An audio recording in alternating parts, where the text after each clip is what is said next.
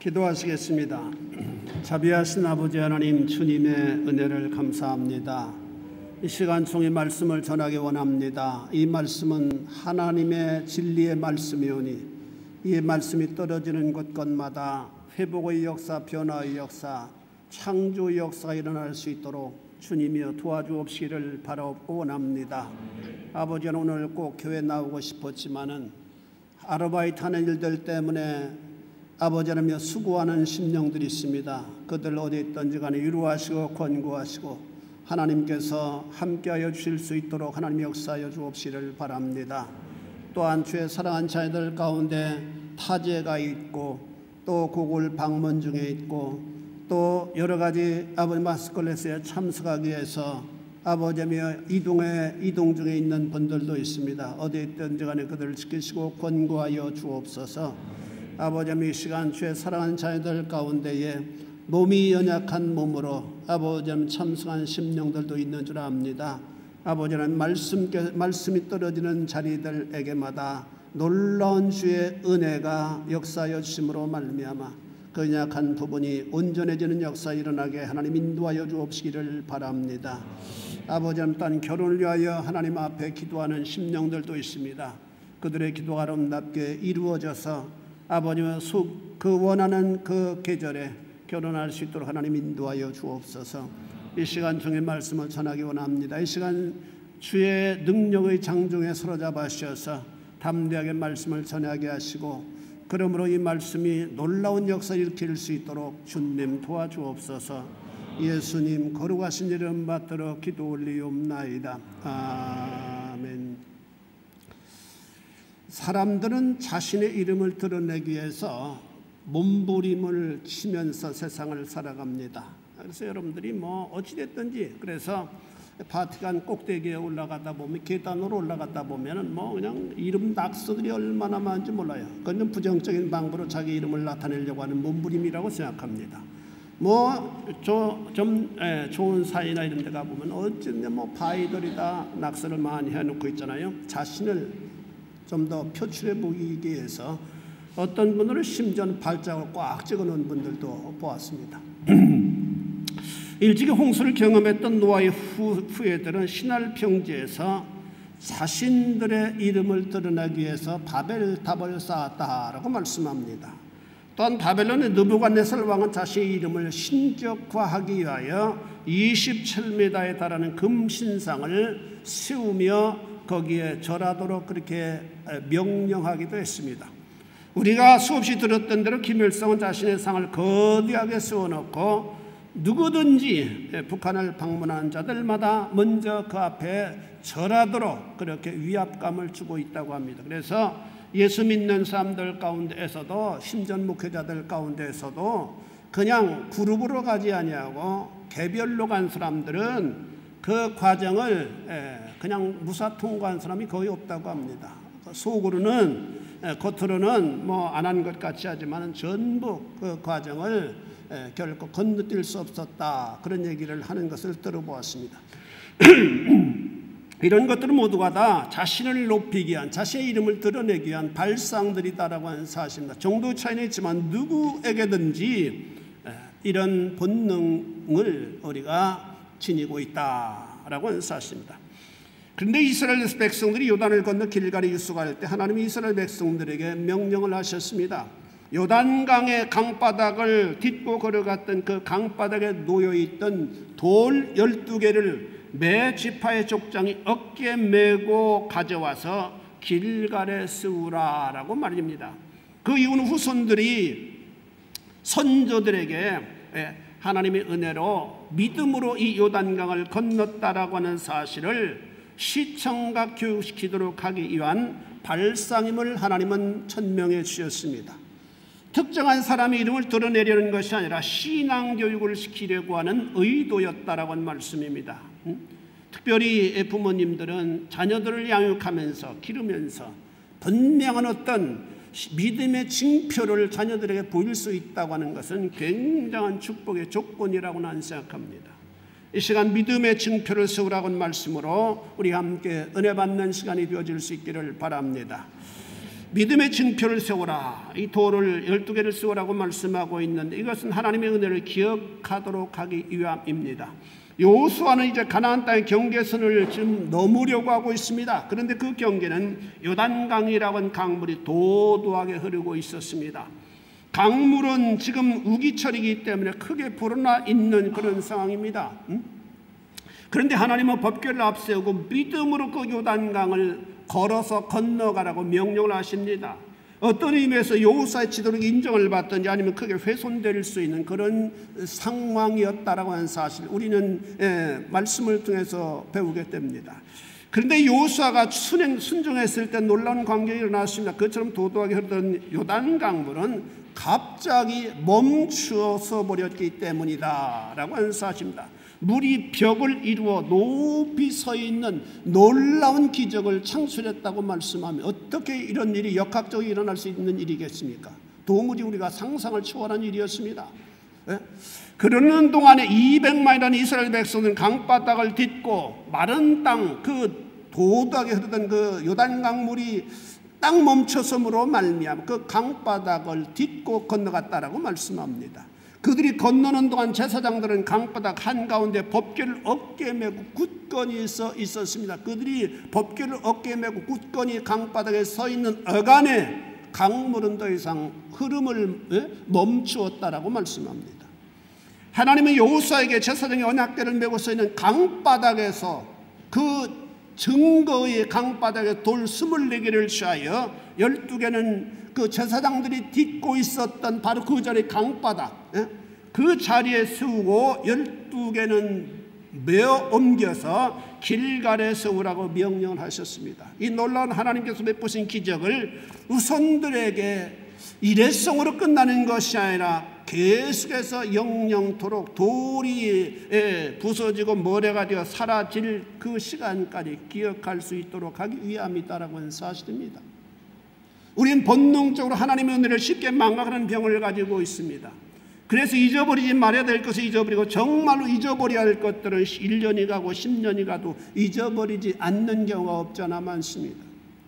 어떤 경우에는 결혼생활을 오래 했는데도 불구하고 연애했을 때에 그 섭섭했던 점을 전매특허로 끌고 오는 그런 분들도 있어요. 그때 뭐 당신이 어떻게 섭섭하게 한 건 내가 지금까지도 마음에 각이 나고 있다고. 각이 나고 있으면 어떡하겠어요?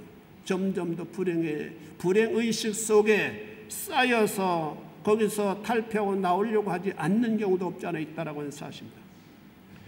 그런 사람은 나는 불행하기로 작정한 사람입니다라는 의미임을 기억하실 수 있게 되기를 바랍니다. 아니면 교회 생활하면서 작년 아니면 재작년에 섭섭했던 일을 기억의 창고에 모셔두고 심심하면 꺼내 쓰는 분들도 있습니다. 그렇게 하면 신앙생활을 긍정적으로 하기 어렵습니다. 이런 것들은 정말로 회개해야 될 부분이다라고 하는 사실입니다. 하나님도 기억하지 않겠다고 하셨는데 우리가 어쩌라고 기억하려고 합니까? 옆 사람이 우리 한번 인사합시다. 은혜를 잊지 맙시다. 은혜를 잊지 맙시다. 우리는 하나님의 은혜로 살아가는 자들입니다. 우리가 윤리나 도덕적으로 얼마나 탁월합니까? 그런 부분이 정말로 탁월하신 분이 있다면 그분들은 더 조심해야만 됩니다.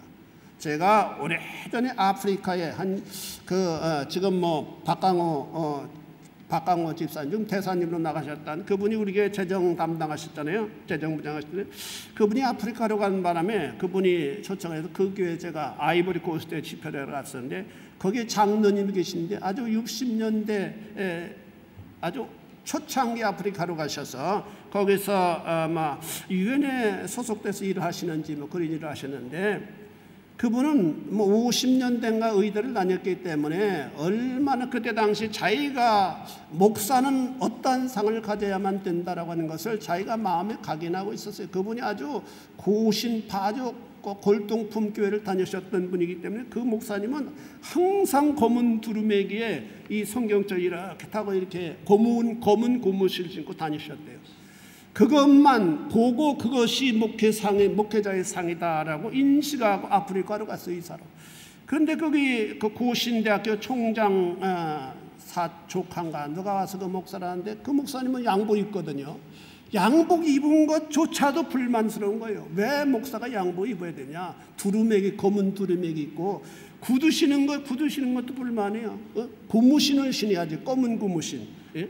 그 아프리카에 검은 고무신이 없으니까 한국에서 아마 수입해서라도 신어야 되는데, 그것이 불만이기 때문에 갈등이 많이 있더라고요. 여러분, 예? 그것은 정말로 시대의 변천을 읽어내지 못하는 잘못된 발상입니다. 그런 것이 경건이 아니에요. 하나님을 두려워한 마음, 하나님 앞에 복종하려고 노력하는 그 순간순간의 편린들이 바로 경건이다라고 하는 사실을 믿으실 수 있게 되기를 바랍니다.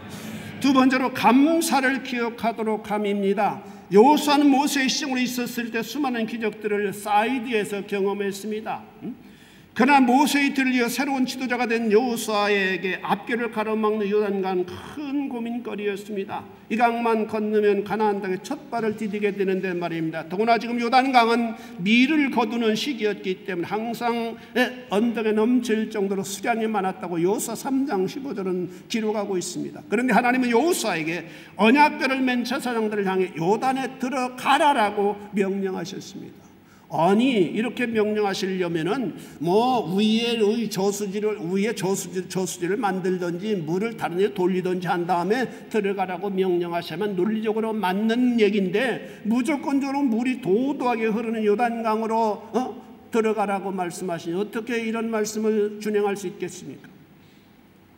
여호수아는 자신의 지도자로서의 큰 어려움을 만났습니다. 모세를 통해서 이루신 홍해가 갈라지는 광명을 자기가 경험은 했지만은 자신과 모세는 다릅니다. 과연 자신도 할 수 있을지 의구심이 일어나지 않을 수 없는 정황이었습니다.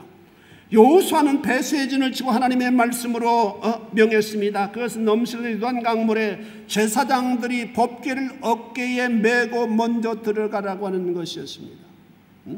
여호수아 3장 15절에서 16절에 보니까 꾀를 맨 제사장들이 발이 물가에 잠기닫고 위에서부터 흘러내던 물이 그쳐서 심히 멀리 사르단에 가까운 아담읍 성읍 변두리에 일어나 한 곳에 쌓이고 아라바의 바다 여매로 향하여 흘러가는 물은 완전히 끊어지매,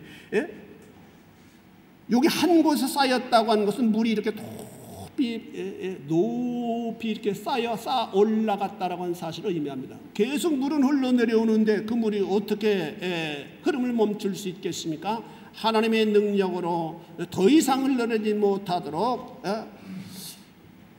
법궤를 맨 제사장이 요단강물에 발을 디디고 들어서자마자 이런 놀라운 기적이 창출되었다라고 하는 사실입니다. 하나님께서 어떤 논리로 우리가 그것을 해석해야 될지 모르겠지만 어찌든지 천사를 보내셨는지 무슨 방법을 쓰든지 물이 딱 벽을 이루고 서게 만들었다라고 하는 사실, 더 이상 흘러내지 못하게 만들었다. 여러분, 하나님 우리가 상상할 수 없는 기적을 창출하실 수 있는 능력의 하나님이시다라고 하는 사실을 믿으실 수 있게 되기를 바랍니다. 그래서 신학적으로 보면은 정말로 천지적인 머리를 지녔던 신학자들은 신앙생활을 잘못했던 분들이 굉장히 많이 있습니다. 왜냐하면 자기의 머리를 의지할 수밖에 없기 때문에 천재적인 머리로 하나님의 말씀을 뭔가 꿰어 맞추려고 하다 보니까 이게 이해가 안 되는 거예요. 그래서 잘못된 얘기를 했던 분들 가운데 정말로 머리가 좋았던 분들이 많았습니다. 그래서 하다못해 광야에서 무리바 물가에서 돌로 치라, 돌로 치면은 그 물 흘러내리라 그랬더니 어떤 분들은 장래 신학대학 교수는 그렇게 해석했어요. 일찍이 미국에서 70년대 구야가 학위를 받은 분인데 거기는 물 먹은 돌들이 많이 있기 때문에 그걸 깃방을 딱 치면 물을 쪼르르 흐른다고. 근데 양이 좀 많았을 뿐이다. 그렇게 해석을 해가지고 아주 70년대 센세이션을 일으켰던 경우도 없지 않아 있었습니다. 자기 머리를 생각하니까 어떻게 그 광야에 있는 바위가 어떻게 물을 낼 수 있습니까? 그렇게 아주 그냥 그 뜨거운 장렬한 태양빛 속에서 달구어진 돌인데 말이에요. 논리적으로는 생각이 안 되거든요. 그래서 여러분, 하나님의 말씀은 온전히 하나님이 말씀하셨다고 하는 사실은 이건 진리이기 때문에 믿음으로 여러분들이 언제 어떤 경우에서든지 수납하실 수 있는 여러분들이 되어질 수 있기를 바랍니다. 하나님의 말씀 우리가 다 해석할 수 있다면 우리가 하나님의 자리에 올라간 거예요. 제가 설교는 하지만 하나님 말씀 모르는 게 굉장히 많아요. 솔직한 말씀으로. 다 안다고 하는 사람이 있으면 그건 교만한 사람입니다. 그럼 하나님의 수준에 이르는 사람을 의미하는 그런 사람이 누가 있어요?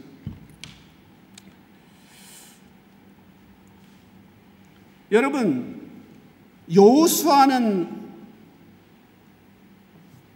이 배수의 진을 치고 하나님의 말씀으로 명했습니다.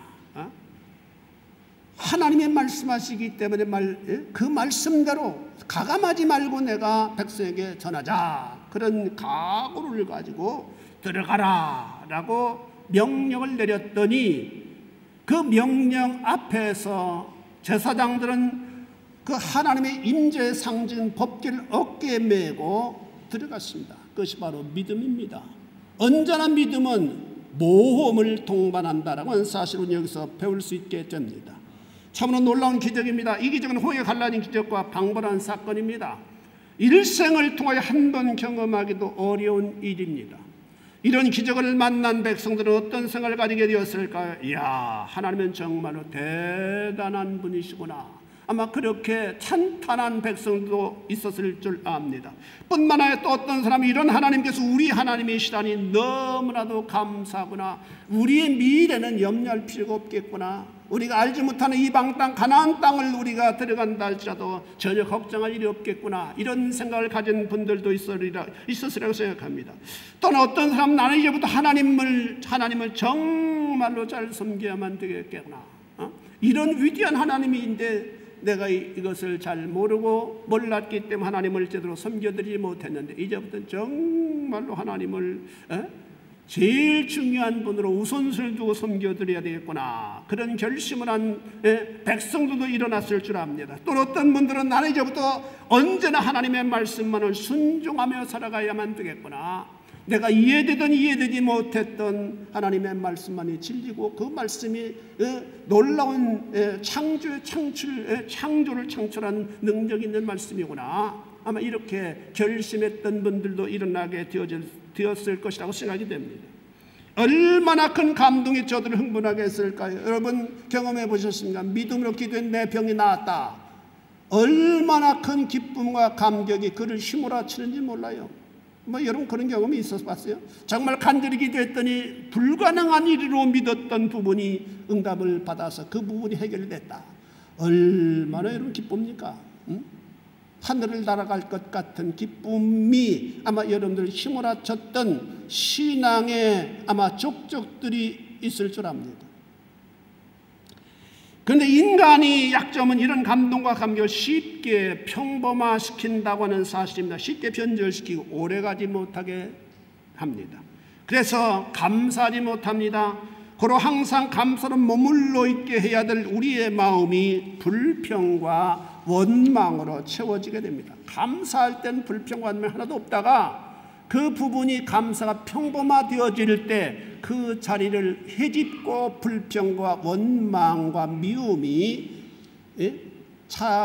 자리를 잡게 되어진다. 이것이 우리의 신앙생활의 정나는 모습이 아니겠나라고 생각이 됩니다. 여러분 이 땅에서 진정으로 행복한 인생은 누굽니까? 현재를 기뻐하고 감사하는 사람입니다. 그렇지 않아요? 우리 한번 전후좌우에 있는 분들 옆 사람에게 감사하며 삽시다. 한번 인사 한번 해보시기 바랍니다.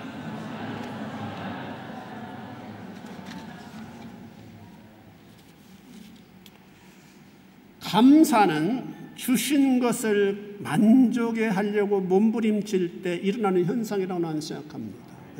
그런데 사람들은 이 우리의 부패한 속성은 내가 이걸 가졌으면 이 컵을 가졌으면 더 큰 컵을 가진 사람 바라보도록 되어 있어요.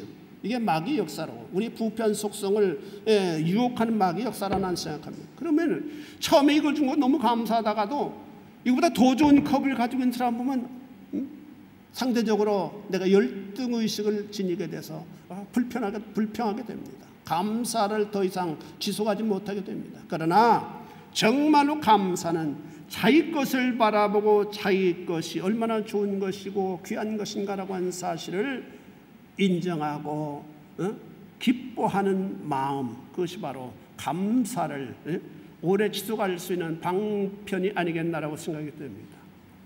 여러분 유학하시는 분은 그렇게 생각하세요. 이 세상에서는 이곳으로 유학 오고 싶어하는 사람들이 얼마나 많은 줄 아세요? 진짜 많습니다. 제가 한국 교회 가서 한 1,000명, 2,000명 되는 교회 가서 설교해 보면은 유학생들이 이렇게 많지 않아요. 굉장히 유학을 많이 가는 것 같아도 그 교회별로 보면은 별로 없어요. 몇 명 안 돼요. 없는 교회도 있어요. 아마 여기 유학 나오고 싶은 사람은 다 받아줍니다.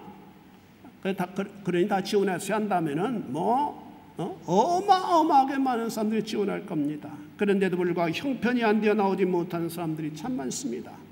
그들을 견주어 보면서 감사하시고 나를 이곳에 유학 보내신 하나님의 섭리와 뜻이 무엇인가를 다시 한번 생각하고 또 생각해서 주어진 시간들을 아주 소중하게 마무리하는 소중하게 갈무리한 여러분들의 유학생활이 되어질 수 있기를 바랍니다.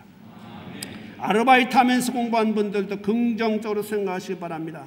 이 로마 같은 아르바이트는 난 세상에 없다고 생각해요. 난 미국에서 로마 아르바이트 얘기했더니 그냥 유학생들이 그냥 눈이 번쩍번쩍 하더라고요. 나 거기 가서 공부하고 유학하고 싶다고 말해요. 거기 가서 아르바이트 하고 싶다고. 미국에서는 영주권자 아니면은 1시간에 6, 7불도 받기 어려워요. 요즘에는 영주권자 아닌 사람은 실제 아르바이트 못하도록 한답니다. 얼마나 까다롭게 하는지. 그러니까 8시간 일하에 한 50불 받은데 거기까지 가는데 한 200km 정도 되고 거기서 점심 한 15불짜리 먹으면 몇십 불. 그것도 누가 라이드 해줘야 되고. 여러분 긍정적으로 생각하면 얼마나 좋아요. 아름다운 곳 가고 맛있는 음식 먹고 호텔에서 자고 돈까지 받으니 얼마나 나는 행복한 인생이냐 생각하시는 일 하실 수 있게 되기를 바랍니다. 그런 생각을 하면 즐겁게 되고 얼굴이 기쁨이 환하게 되니까 손님들이 즐거워하게 됩니다. 그러니 팁도 풍성하게 받게 됩니다. 믿으시길 축원합니다. 막 얼굴이 다 찌그러져 가지고 막 내가 유학하러 와가지고 재수가 없어서 이런 일에 발을 들여놨다가 발 빼지도 못하고 내가 이 꼴이 뭐냐 막 그런 생각하게 되면 막 인상이 그냥 그게 온몸으로 그냥 불평과 원망이 막 발산되기 때문에 손님이 굉장히 무서워요. 두려워요. 그렇게 하지 마세요. 하나님께서 이런 놀라운 기적이 한순간에 기억에 사라지는 것을 원치 않으셨어요. 이 강이 갈라지는 강이 머물러서는 오래오래 간직하며 즐거워 감사하도록 하셨으며 그렇다면 우리는 교회 생활에서 행복할 수 있는 방법이 있어요. 그것은 이웃이 내게 베풀어준 작은 인정에 대해서도 고마워하고 그 고마움을 잊지 않으려고 힘쓸 때 즐거움과 기쁨이 있게 됩니다. 그렇게 될 때 한순간 섭섭한 상황을 만나도 전에 내게 베풀어 주었던 고마운 상황을 떠올리면서 잘 마무리할 수 있게 됩니다. 수습할 수 있게 돼요. 세 번째로 믿음을 기억하도록 함입니다. 믿음은 행동하는 믿음이어야만 됩니다. 우리 한번 따라서 하겠습니다. 행동하는 믿음이어야 된다. 행동하는 믿음이어야 된다.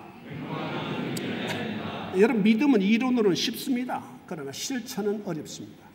여호수아 3장 15절에서 16절에 보니까 꾀를 맨 제사장들의 발이 물가에 잠기자. 그냥 우리 생각하면 그냥 제사장들이 법궤를 그냥 어깨에 매자마자 그냥 물이 이렇게 흐르던 물을 스톱시켰으면 얼마나 더 좋겠어요. 그런데 하나님 그렇게 하지 않으세요. 구체적인 믿음의 실행을 보시기 원하신 하나님이시다라고 하는 사실을 보게 됩니다. 저들이 구체적으로 흐르는 요단 강물에 들어갈 때 발이 물가에 잠기자. 들어갔을 때 하나님께서 기적을 베풀어 주셨다. 물이 잠기다 곧 위에서부터 흘러내리던 물이 그쳐서 사르단에 가까운 매우 멀리 있는 아담성읍 변두리에 일어나 쌓이고 아라바의 바다 연매로 향하여 흘러가는 물은 온전히 끊어지며 백성 여리고 앞으로 바로 건널세라고 말씀합니다. 지금 요단강물로 흘러넘칠 정도로 수량이 풍부했습니다. 그러나 하나님은 언약궤를 맨 제사장들로 하여금 흘러내린 요단강물에 언약궤를 맨 채로 들어가라고 하십니다. 수많은 백성들은 숨을 죽이고 언약궤의 향방을 바라보고 있는 어간에 있었습니다. 이젠 물러설 수 없습니다. 언약궤를 어깨에 메고 있기 때문입니다. 한 사람이라도 도망치면 언약궤는 땅에 떨어지고 맙니다. 왜냐하면 한 사람이 언약궤를 메는 것이 아니라 몇 사람들이 언약궤를 매도록 되어 있기 때문입니다. 저들은 공생공사할 수밖에 없으며 살면 다 같이 살고 죽으면 다 같이 죽어야만 합니다. 믿음은 참으로 몸입니다. 때로는 생명을 포기해야만 되는 경우도 없지 않아 있습니다. 언약궤를 맨 제사장들 요단강물과 함께 죽으면 죽으라는 결심으로 도도하게 흐르는 요단강 물속으로 들어갔습니다. 그러다 놀라운 사건이 일어났습니다. 도도하게 흐르던 요단강물은 더 이상 흐르지 않고 말았습니다. 믿음으로 말씀을 실행했던 결과가 나타나게 되었다. 그렇습니다. 믿음은 언제나 행동을 의미합니다. 행동으로 옮기는 부분이 바로 믿음입니다. 논리적으로 많이 알고 있는 것이 믿음이 아니라 행동으로 옮기는 부분만이 어떤 의미에서는 믿음입니다. 우리는 아는 것은 많지만은 행동으로는 옮기지 않는 경우가 없지 않아 있습니다. 사도 야고보는 논리나 지식적으로는 많이 알고 있는데 행동으로 옮기지 못한 사람의 믿음을 가리켜서 뭐라고 합니까? 죽은 믿음이라고 선언합니다. 하나님 나라는 죽은 믿음의 소유자가 유용한 것이 아니라 산 믿음의 소유자가 필요합니다. 그렇다면 나의 믿음은 산 믿음입니까? 아니면 죽은 믿음입니까? 뿐만 아니라 믿음은 순종하는 믿음이어야만 됩니다. 성도는 오로지 살아계신 하나님의 말씀을 목숨 걸고 순종할 수 있어야만 합니다. 우리의 삶은 두 가지 중 하나를 해야만 합니다. 하나님의 말씀을 순종하든지 아니면 불순종하든지 말입니다. 순종하지 않는 모든 부분은 불순종입니다. 어떤 의미에서는 중간이 없어요. 어떤 상황에서 우리는 이 선택을 해야만 합니다. 그러나 그 결과는 어미로운 것입니다. 뿐만 아니라 희생하던 믿음이어야만 됩니다. 여호수아 3장 17절에 보니까 여호와의 언약궤를 맨 제사장들 요단 가운데 마른 땅에 굳게 섰고 온 이스라엘 백성은 마른 땅으로 행하여 요단을 건너니라라고 말씀합니다. 이들은 이스라엘 백성들이 요단강을 모두 건너기까지 그대로 강 가운데 움직이지 않고서 있어야만 되었습니다. 그 제사장들은 법궤를 맨 제사장들은 움직이지 않아야 됐어요. 그것은 두려움이었고 고통스러운 사건이었습니다. 지금 요단강물은 강줄기 위에서 저 위에서 높이 벽을 쌓고 불어나 점점 쌓이고 있습니다. 언제 터져내릴지 알 수 없는 상황입니다. 그럼에도 불구하고 자리를 뜰 수 없었습니다.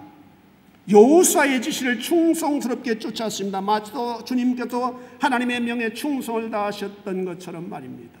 이들의 희생을 통해 이스라엘 백성들은 약속의 땅에 첫 발을 디딜 수 있게 되었습니다.